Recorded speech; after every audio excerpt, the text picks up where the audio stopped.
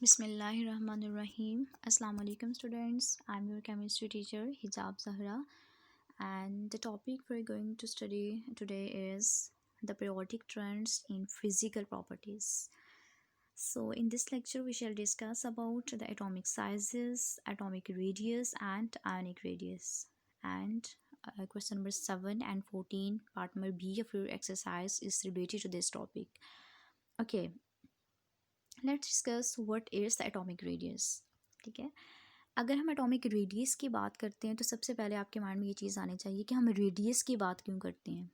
ठीक है ना, हम वैसे जनरली ये एग्जैक्ट साइज़ की बात क्यों नहीं करते कि एटम का साइज़ इतना है, हम हमेशा रेडियस की बात क्यों करते हैं. तो बेटा इसकी रीज़न ये है कि एटम बहुत छोटा होता है. ठीक है, atom is so small. Atom का अगर आप साइज़ देखते हैं वो इतना छोटा होता है कि सिंगल एटम को देखना तो दूर की बात, हम नेकेड आई से तो दूर की बात, हम बहुत ज़्यादा हाई रिजॉल्विंग पावर माइक्रोस्कोप को यूज़ करके भी एक सिंगल एटम को नहीं देख सकते. इस वजह से हमारे लिए ये पॉसिबल भी नहीं है कि आप उस सिंगल एटम का साइज़ डिटरमाइन करो. तो हम हमेशा रेडियस की बात करते हैं उसकी. ठीक है, बिकॉज एटम स्फेरिकल नेचर होता है ना, एटम बेसिकली कुछ इस तरह से होता है. ठीक है, स्फेरिकल, इस वजह से हम उसके रेडियस की बात करते हैं. और वो रेडियस हम जनरली दो बॉन्डेड एटम्स के दरमियान कैलकुलेट करते हैं. ठीक है, वो भी हम देखते हैं हम किस तरह से लेते हैं. अच्छा जी, अब अगर हम इसको डिफाइन करें व्हाट इज एटॉमिक रेडियस, तो हम कहते हैं कि half of the distance between two atoms is considered the radius of the atom. For example आपके पास यहाँ पर जिस तरह मैंने पिक में शो किया हुआ है कि दो एटम्स ये बॉन्डेड है, ये दो हाइड्रोजन एटम्स के दरमियान बॉन्ड है. ठीक है, उसी को इस फॉर्म में दिखाया गया. अब इन दो बॉन्डेड एटम के दरमियान जितना डिस्टेंस है, फॉर एग्जांपल दैट इज 75.4. ठीक है, हमने कहा कि half of the distance between two bonded atoms, कि दो बॉन्डेड एटम्स हैं उनके दरमियान जितना डिस्टेंस है 75.4. ठीक है, अब इसका अगर आप हाफ लेते हो मीन्स कि आप 75.4 को डिवाइड कर रहे हो 2 के साथ, तो जो आंसर आएगा that would be the atomic radius, यानी कि वो एक एटम का रेडियस होगा. ठीक है, तो इस तरह से हम कैलकुलेट कर लेते हैं. इस केस में हमारे पास 37.7 पिकोमीटर आता है. तो हम कहते हैं कि जो कोवलेंट रेडियस है एक हाइड्रोजन एटम का दैट वुड बी 37.7 पिकोमीटर.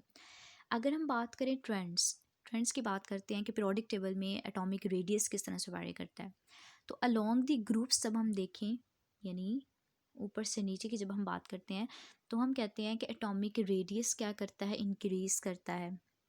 ठीक है ना, रीज़न क्या है कि एटॉमिक नंबर इंक्रीज करता है. यानी जिस तरह से देखिए, सिंपल सी बात है, हम बहुत दफ़ा ये डिस्कस करके आ चुके हैं, फर्स्ट ईयर में भी आपने पढ़ा होगा कि जैसे आप अलोंग द ग्रुप मूव करते हो तो नंबर ऑफ़ शेल्स में इजाफा होता जाता है, इसलिए हम कहते हैं कि साइज़ इंक्रीज़ करता जा रहा है. ठीक है, तो ये साइज़ का इंक्रीज़ बेसिकली क्या है, that is the increase of radius. ये पहले इसका यहाँ पे रेडियस है, ये न्यूक्लियस से लेकर अब यहाँ पे ज़्यादा हो गया है, यहाँ पर बिल्कुल कम था. ठीक है, तो जैसे जैसे आप ऊपर से नीचे मूव करते हो फ्रॉम टॉप टू बॉटम, ठीक है, एक ग्रुप के अंदर, तो रेडियस, एटॉमिक रेडियस में क्या होता है, इंक्रीज़ आता है.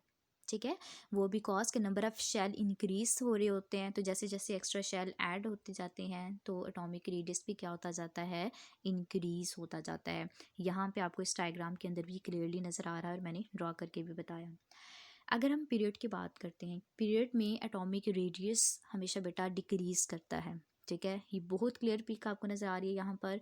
एटॉमिक रेडियस डिक्रीज़ करने की क्या वजह है कि पहली बात कि जब आप ग्रुप में मूव करते हो फ्रॉम टॉप टू बॉटम, वहाँ पर नंबर ऑफ़ शेल्स इंक्रीज़ करते हैं, बट अक्रॉस द पीरियड के अंदर नंबर ऑफ़ शेल्स में इंक्रीज़ नहीं आता, बट इलेक्ट्रॉन इंक्रीज़ हो रहे हैं. फॉर एग्जांपल यहाँ पे एक इलेक्ट्रॉन आपको नज़र आ रहा है, यहाँ पे 2 हैं. ठीक है, यहाँ पे 4 हो गए. इस तरह से नंबर ऑफ़ इलेक्ट्रॉन इंक्रीज़ करते हैं, लेकिन नंबर ऑफ़ शेल ऐड नहीं होते, वो सेम रहते हैं. शेल 2 ही रहेंगे पूरे पीरियड के दौरान, जिस पीरियड फॉर एग्जांपल अगर आप सेकेंड पीरियड की बात कर रहे हैं तो. ठीक है, अब शेल उतने ही रहा, लेकिन नंबर ऑफ़ इलेक्ट्रॉन ज़्यादा हो गए. नंबर ऑफ़ इलेक्ट्रॉन के ज़्यादा होने से क्या मुराद है कि न्यूक्लियर चार्ज भी ज़्यादा होगा ना, कि जितने बाहरी इलेक्ट्रॉन्स हैं न्यूक्लियस के अंदर बेटा उतने ही प्रोटॉन्स होंगे. तो इसका मतलब है कि अब इलेक्ट्रॉन और प्रोटॉन्स की तादाद ज़्यादा हो रही है, तो उनकी जो फोर्सेस ऑफ अट्रैक्शन है वो भी ज़्यादा हो जाएंगी, और इस फोर्स ऑफ अट्रैक्शन के ज़्यादा होने की वजह से साइज़ क्या होता है, डिक्रीज़ होता जाता है एक पीरियड के अंदर.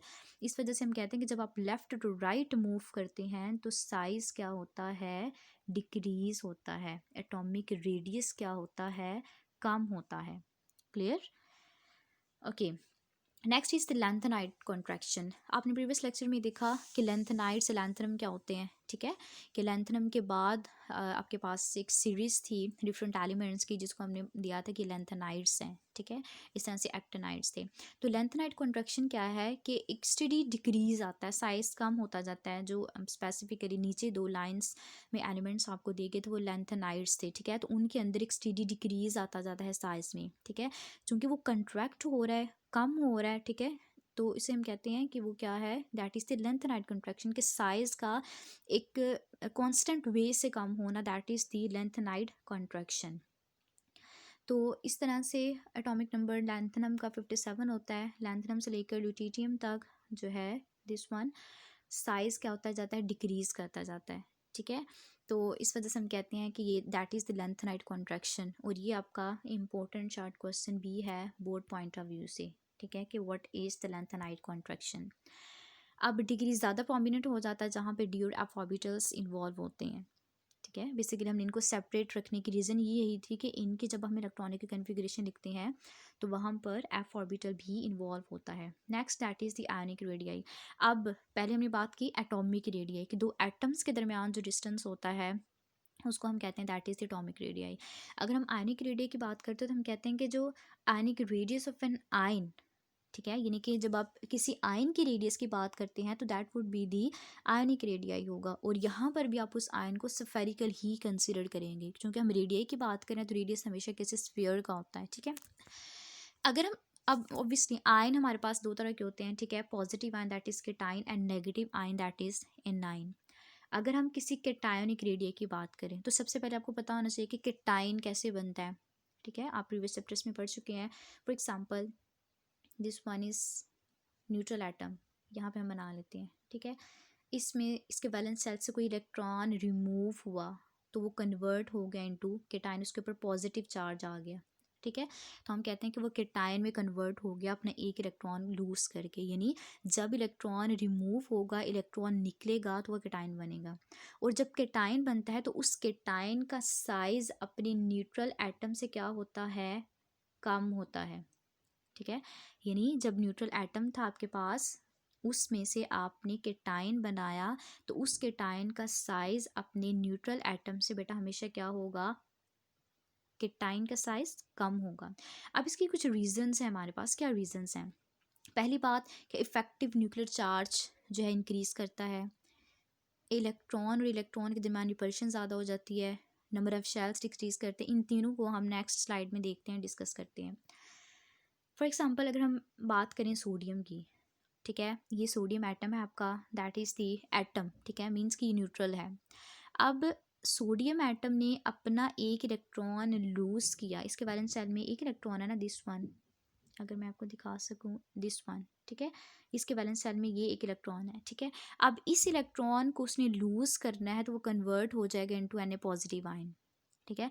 अब देखिए पहली बात, यहाँ पर सोडियम के अंदर फॉर एग्जांपल 11 प्रोटॉन्स हैं।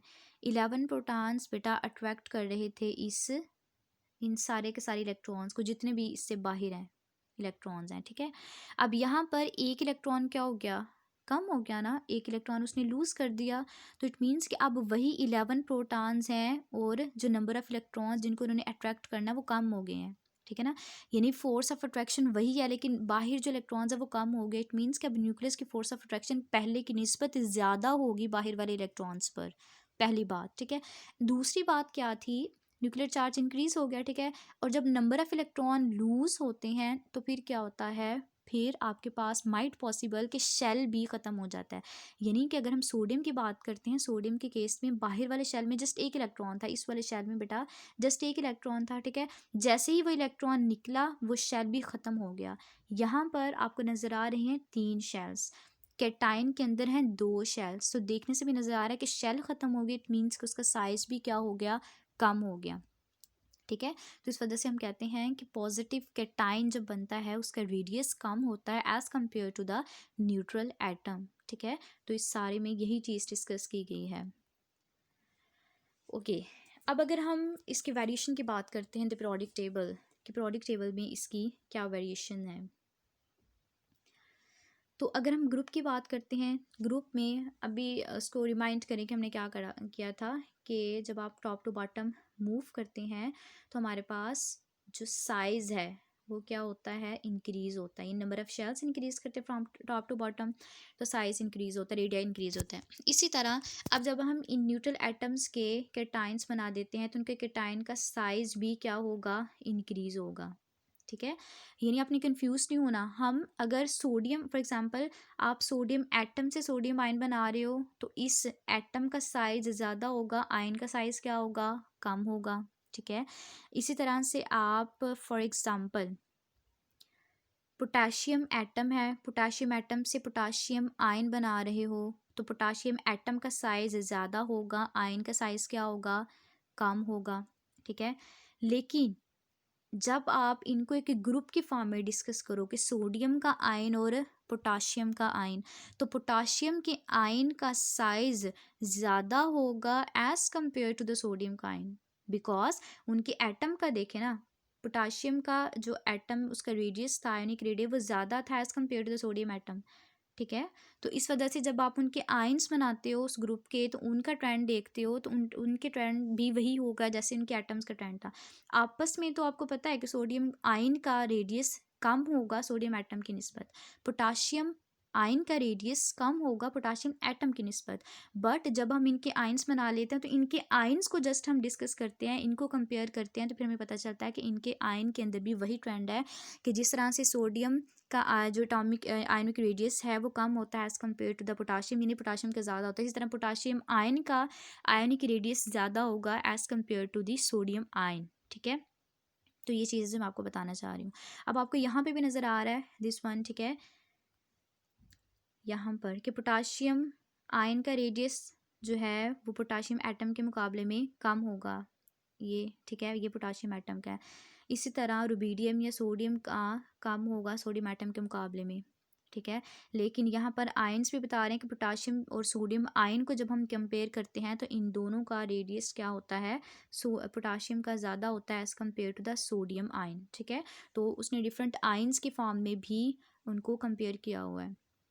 नेक्स्ट, अगर हम एनायनिक रेडिया की बात करते हैं, एनायन कब बनता है, जब कोई न्यूट्रल एटम है वो न्यूट्रल एटम इलेक्ट्रॉन को एक्सेप्ट करता है। ठीक है, तो आपके पास क्या बनता है, एनाइन बनता है। अब जो रीजंस थी कि केटाइन जब बनता है तो केटाइन का साइज कम होता है as compare to the neutral atom, तो इसके अपोजिट होगा कि अब जो आपके पास एनाइन बनेगा तो उस एनाइन का साइज ज़्यादा होगा as compare to the neutral atom. Reasons क्या है, वहाँ पे जो रीजंस उसके अपोजिट। ठीक है, आपने कहा कि न्यूक्लियर चार्ज ज़्यादा हो जाता है तो इस वजह से उसका साइज छोटा होता है। ठीक है, यहाँ पर न्यूक्लियर चार्ज तो ज़्यादा होता है लेकिन वहाँ पर यह भी था कि अगर आपका इलेक्ट्रॉनिक शेल लूज़ हो सकता है, वो रिमूव हो सकता है।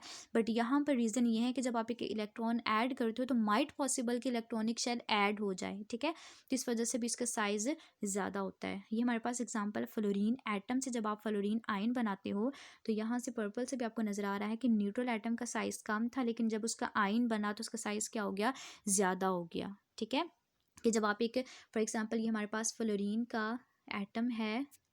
ठीक है, फ्लोरीन के एटॉमिक नंबर 9 होता है, जस्ट फॉर एग्जांपल ऐसे मैं बना रही हूँ। ठीक है, ये इलेक्ट्रॉन्स है, यहाँ पर आपने एक और इलेक्ट्रॉन ऐड किया। ठीक है, आप आयन बनाना चाह रहे हैं। जब आप एक इलेक्ट्रॉन ऐड करेंगे तो इन इलेक्ट्रॉन्स के दरमियान क्या होंगी, रिपल्सिव फोर्सेस जनरेट होंगी, एक दूसरे को रिपेल करेंगे ना, सिमिलर चार्ज हैं। ठीक है, अगर यहाँ पे कोई और है वो भी रिपेल करेगा, इन रिपल्शंस की वजह से उसका साइज़ क्या हो जाएगा, ज़्यादा हो जाएगा। ठीक है, जब एक दूसरे को चीज़ें धकेल रही होती हैं कि मतलब रिमूव आउट करना चाह रही होती हैं तो इट मीन्स कि repulsive force in the repulsion हो रही है तो साइज़ ज़्यादा हो जाएगा। ठीक है, तो ये भी हमारे पास एक रीज़न है इस चीज़ की। ठीक है, अगर हम फिर आयनिक रेडियाई के ट्रेंड्स की हमने बात की, ग्रुप्स के अंदर अगर हम बात करते हैं। ठीक है, तो आयनिक रेडियाई के ट्रेंड्स भी बेटा हमारे पास वही होंगे। फॉर एग्जांपल हम पीरियड की बात करें, ठीक है, सॉरी यहाँ पे ट्रेंड्स इन पीरियड्स हैं। ठीक है, अगर हम पीरियड के अंदर बात करते हैं तो हम कहते हैं कि जो N9 का साइज़ है वो डिक्रीज़ करता है। वही बात कि वैसे जब आप एटम की बात करते हैं तो आपने कहा था कि from left to right sizes क्या होते हैं, इन डिक्रीज़ करते हैं। ठीक है, और जब न्यूट्रल एटम का साइज़ डिक्रीज़ करते हैं आपने फॉर एग्जांपल फ्लोरीन से फ्लोरीन एटम बनाया, अब फ्लोरीन की निस्बत फ्लोरीन जो N9 है उसका साइज़ तो ज़्यादा होगा, ठीक है। आयोडीन की निस्बत आयोडीन के आयन का साइज़ ज़्यादा होगा, लेकिन जब आप इनके आयन्स को कंपेयर करते हो तो फ्लोरीन के आयन का साइज़ जो है ज़्यादा होगा क्लोरीन के आयन से। क्लोरीन के आयन का साइज़ ज़्यादा होगा as compare to the bromine, यानी वो साइज़ इनके आयन्स के साइज़ भी इसी तरह डिक्रीज़ करेंगे जैसे उनके एटम्स के साइज़ डिक्रीज़ करते हैं from left to right. Okay, that's all about today's lecture. Take care, अल्लाह हाफिज़।